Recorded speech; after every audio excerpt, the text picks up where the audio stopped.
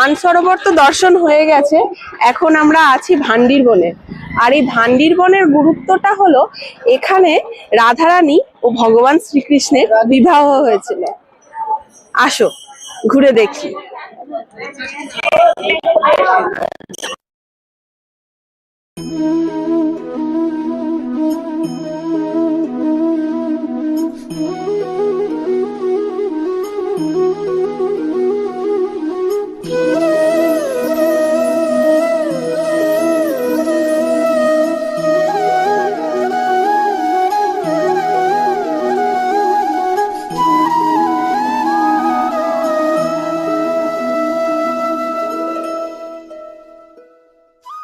এই স্থানেই ভগবান শ্রীকৃষ্ণ আর রাধারানীর বিবাহ হয়েছিল, আর এই বিবাহ দিয়েছিল স্বয়ং ব্রহ্মা। এখানে ভগবানের বিবাহের কিছু দৃশ্য সুন্দরভাবে দেখানো আছে।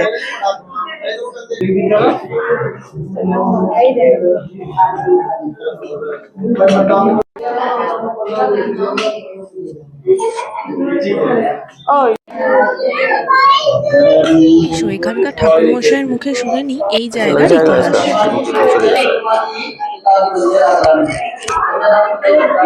जो आप खड़े हैं यहाँ पर, ये स्थान भांडीर वन है। यहाँ पर राधा कृष्ण का विवाह ब्रह्मा जी ने कराया। ब्रह्म वैवर्त पुराण का गौलोकखंड एवं गर्ग संहिता में 15वां 16वां अध्याय राधा और कृष्ण के विवाह का पूर्ण वर्णन मिलता है। श्रीमद् भागवत जी में भी भगवान श्री कृष्ण का गाय चराने आने का और यहाँ विवाह का वर्णन है। वहंतो वायमानस्य चार्यंत्र शिगोधनम भांडीरकम नाम वनम जम्मू कृष्ण पुरोगम। भगवान श्री कृष्ण नंद बाबा के साथ गाय चराने के लिए भांडीवर में आए, अपने बाह्य और आंतरिक मनोरथों को पूर्ण करने के लिए, क्योंकि पूर्व में ब्रह्मा जी को एवं नंद बाबा को वरदान दे चुके थे।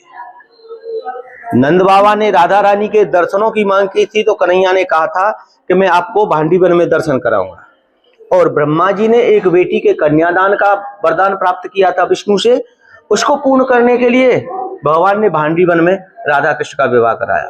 तो जैसे ही कन्हैया को लेके आए थे नंद बाबा, तो अचानक कन्हैया की लीला से गहन अंधकार हो गया।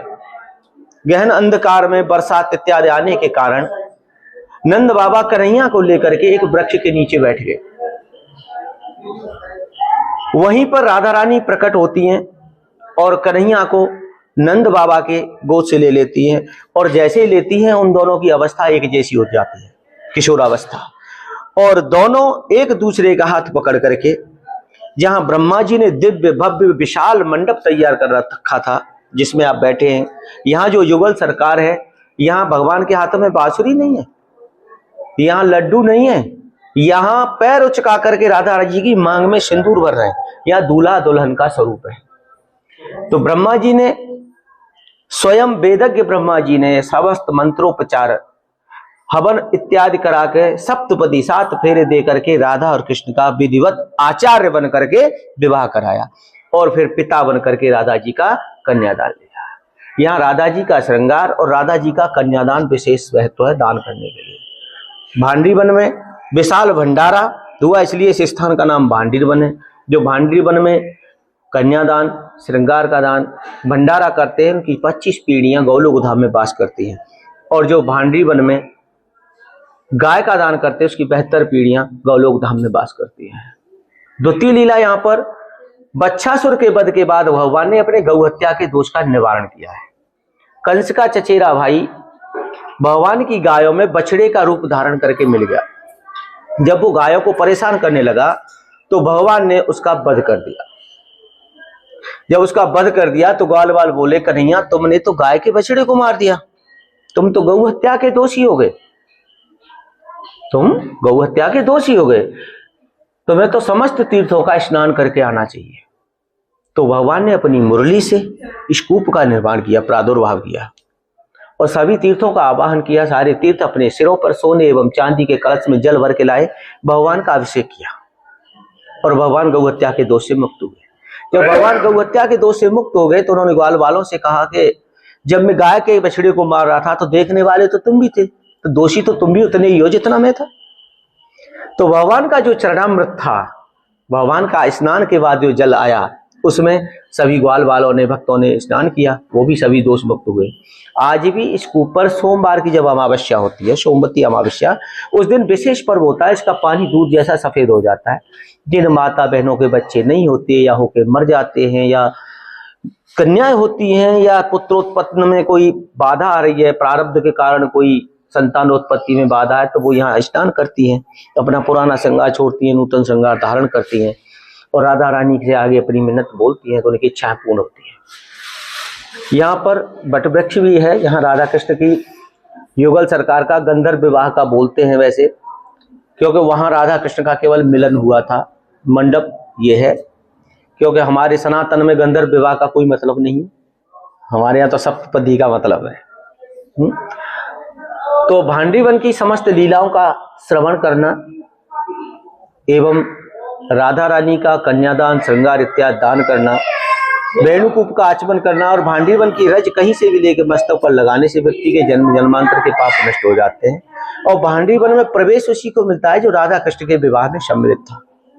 इसलिए आप परम सौभाग्यशाली हैं कि आप किसी भी स्वरूप में हो, मगर कन्हैया के उस समय आप सम्मिलित हैं। जय जय श्री राधे, जय जय श्री राधे, जय जय श्री राधे, जय जय श्री राधे। यहाँ যার কথা একটু আগে ঠাকুর মশাই বলছিলেন যে ভগবান শ্রীকৃষ্ণ বাঁশি দিয়ে এই কূপ খনন করেছিল তার গৌ হত্যার পাপ খনন করতে।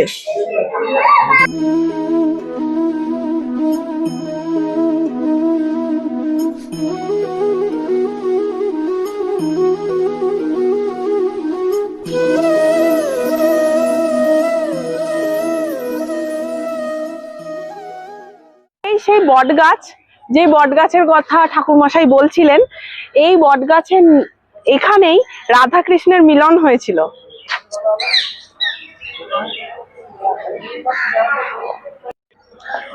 এই বটগাছের অনেকেই মানত করে এরকম সুতো বেঁধে যায়।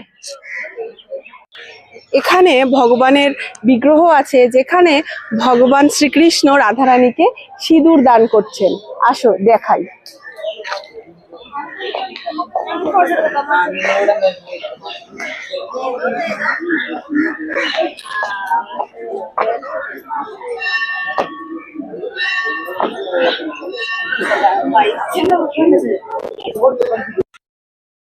এখানে না অনেকেই সিঁদুর, চুড়ি, ওড়না এই সমস্ত ঠাকুরকে অর্পণ করেন।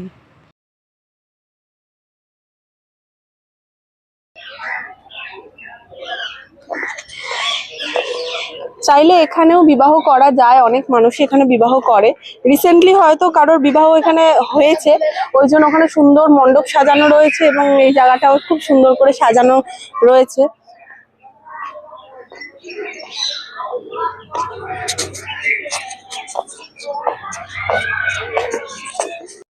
এখানে ঘুরতে ঘুরতে হঠাৎই নজর পড়লো বৃন্দাবনের একটা লোকাল স্ট্রিট ফুডের দিকে। আর নজর যখন পড়লো তখন চলো একবার টেস্ট করে দেখি যে কেমন খেতে জিনিসটা। এই জিনিসটার নাম হলো কাঞ্জি বড়া। ওই মুগ ডালের বড়াগুলো জলে ভিজানো রয়েছে, সেগুলোই কিছু চাটনি আর মশলা দিয়ে দিচ্ছে। বাপি এখানে প্রথম ট্রাই করছে আর বলছে নাকি দারুণ খেতে। আর আমি একটুখানি চেখে দেখে নিচ্ছিলাম যে হিং আছে কিনা, কারণ এখানকার বেশিরভাগ খাবারেই হিং দিয়ে একদম ভর্তি, আর সেটা আমাদের খেতে খুবই অসুবিধা হচ্ছিল।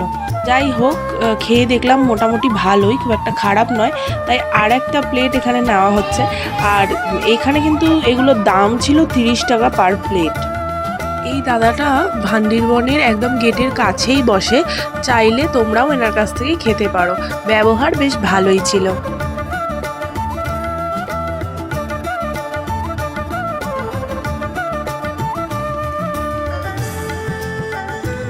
আমরা এখানে কেনাকাটার জন্য কিছু জিনিস দেখছিলাম, বেশ পছন্দই হয়েছিল, দু একটা জিনিস নেওয়াও হলো, আর দর্শনও খুব ভালোভাবেই হয়ে গেছে। চলো এবার বাড়ির দিকে রওনা হওয়া যাক।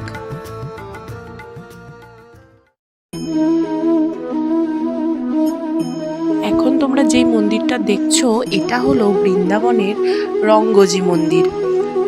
বাঙালিদের কাছে এই মন্দিরটা সোনার তালগাছ মন্দির নামেও পরিচিত। এই মন্দিরটার মধ্যে না ভীষণভাবে দক্ষিণ ভারতের ছোঁয়া রয়েছে। এই মন্দিরটাতে রয়েছে টোটাল 7টা গেট। আর এই যে গেটটা দেখছো এটাতে বাইরের দিকের গেটগুলোতে মোটামুটি রাজস্থানের ছোঁয়া থাকলেও ভিতরের ঠাকুরের বিগ্রহ থেকে শুরু করে ঠাকুর মশাই এবং মন্দিরের গান বাজনা সমস্তটাই কিন্তু রয়েছে পুরোপুরি দক্ষিণ ভারতের আদলে। এইসব মন্দিরটা তোমাদের একটু ঘুরে দেখাই।